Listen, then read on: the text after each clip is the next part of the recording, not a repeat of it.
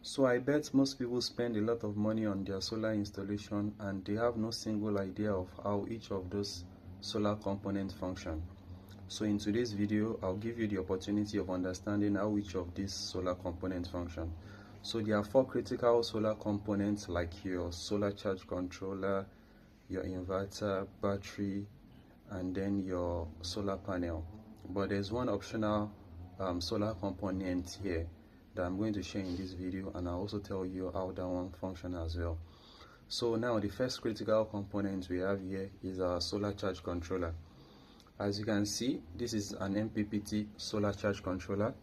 So solar charge controller usually comes in two types. We have the PWM, which is very good for low voltage solar panel, and then we have the MPPT. So this particular solar charge controller is the MPPT, and this type of solar charge controller are good for solar panels with high voltage like 55 volts. Okay, so the function of the solar charge controller, as the name implies, is that it controls the amount of charge that comes from the solar panel.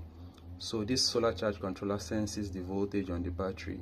So once the battery is full, it cuts off automatically the amount of charge coming from the solar panel to the battery.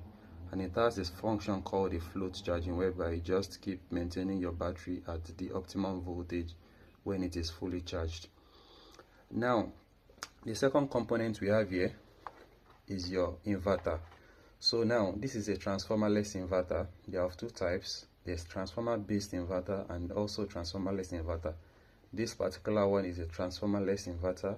This is a 24 volt 2000 watt inverter. So what this one does is it takes the voltage from the battery, either 12, 24 or 48 volts.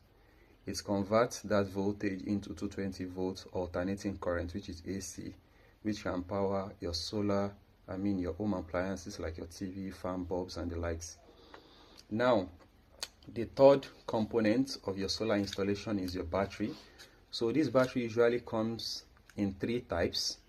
Okay, there's dry cell, we have the wet cell or the tubular battery, and then we also have the lithium battery. Now, this particular one is a dry cell. Now, what the function of battery in general, regardless of what type it is that it stores the energy coming from the solar panel.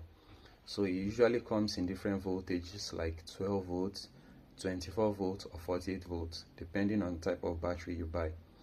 Now, the last but not the least critical component, is your solar panel.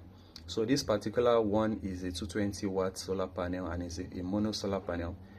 The advantage of you buying a mono solar panel